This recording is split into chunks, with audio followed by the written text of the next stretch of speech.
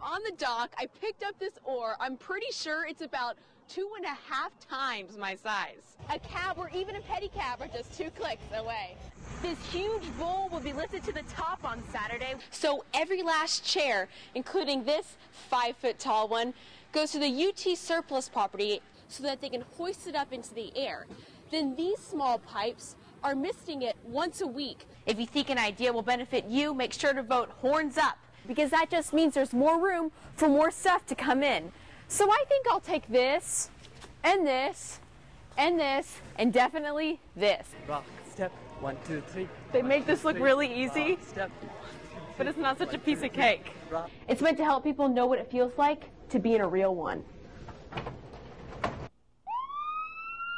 If you're sick or having a heart attack, speed is a paramount important. Getting care in an emergency situation is about to get a lot faster in Austin. The industry, the medicine, is moving in the direction of providing more of that care on the way to the hospital. Austin EMS says their focus is on the patient in the back, and now that's where you'll find both paramedics.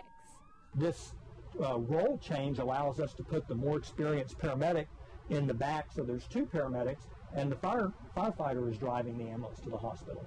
So it frees those medics up to do some of those very critical interventions. EMS says putting the firefighter in the driver's seat really enhances their care to the community. It's taking what we could already do on the scene with 2 paramedics, and it's putting it in the back of the ambulance on the way to the hospital.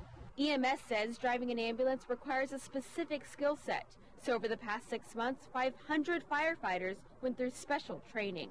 It's different because we have a patient in back of the ambulance with folks back there that are working on a very ill patient. The driver and the paramedics are in constant communication over these headsets because when a speed bump comes up, paramedics say the person with the needle in their hands has got to be warned. The cost of the initiative? The training. And Evan says it's no big deal. They're always training. So it's the same number of folks. All we did was switch riding positions. And Austin EMS and Fire say their partnership is more effective than ever, saving lives and getting patients to the ER. Our UT reporter Erin Harris live in West Austin on Lady Bird Lake, where they train. Hi, Erin.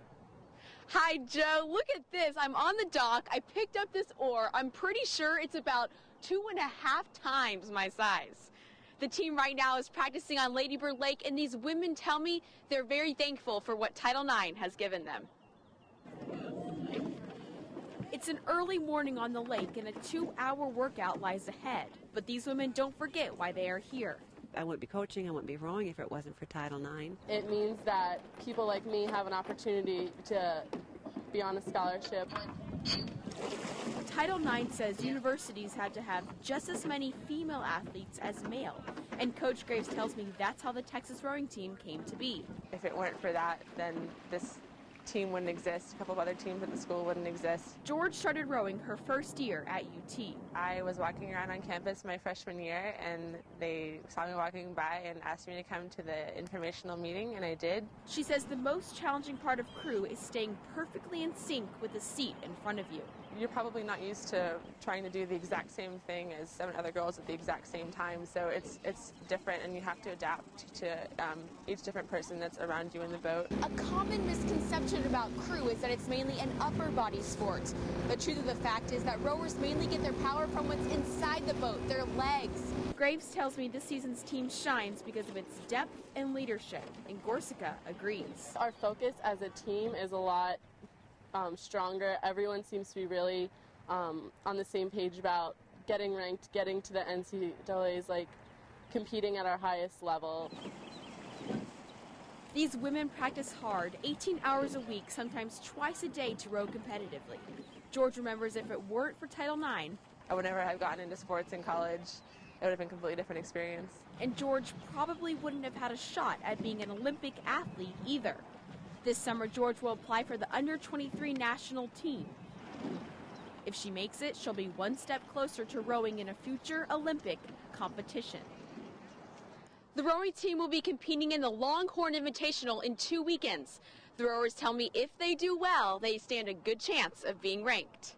Our UT reporter Erin Harris is here, though, to tell us that a lot of students still a little hesitant. Why is that? Well, because paper textbooks are very effective for studying. They're able to highlight and take notes. Okay, I got it. But UT is trying to figure out a way to make electronic textbooks an interactive learning experience right at home. Novels are already headed in that direction, and textbooks are not far behind. E-textbooks are unquestionably the wave of the future. No question about it. But the co-op says when given the choice between a PDF and a hard copy, less than 1% of students choose the electronic version. I would choose, obviously, the textbook in my hand. The hard copy. So UT wants to give students the option of e-textbooks with added value. Something that engages you and brings you into the experience as a student versus just, here was your old textbook and now here's the digitized version. These would include features like videos, diagrams, and quizzes. Some students like Thano Drevis say if they're going to go digital, the price should drop. It better be less than $190 for everything. Simply going from paper to electronic seems to be an affordable alternative. However, with the content that they want to include in these e-textbooks, could it actually increase the costs? If you want something like exactly the I Have a Dream speech, every textbook you want to have that, right? Every history book. You can pay a fortune for that. And that will cost the student, though Hegarty says he wants to make them useful and affordable. It doesn't do us any good to build something that is hugely more valuable, but functionally so expensive people can't afford it. The next step will be testing out these tools in the hands of students and professors. Move it into the academic circles. That's where it has to get legs. That's where it has to be embraced. Because it's ultimately up to the educators and students to figure out how they teach and learn best. University leaders are also looking into streaming lectures online and providing MP3 versions of textbooks so that students can absorb the information however they want to. Hegarty says this new technology will be used to supplement the classroom, not replace it. Giving you the Austin Edge. A 7-month-old girl is found dead after a mobile home fire in Williamson County. It was at the Riverside Mobile Home Park east of Georgetown. An autopsy will determine the cause of the infant's death.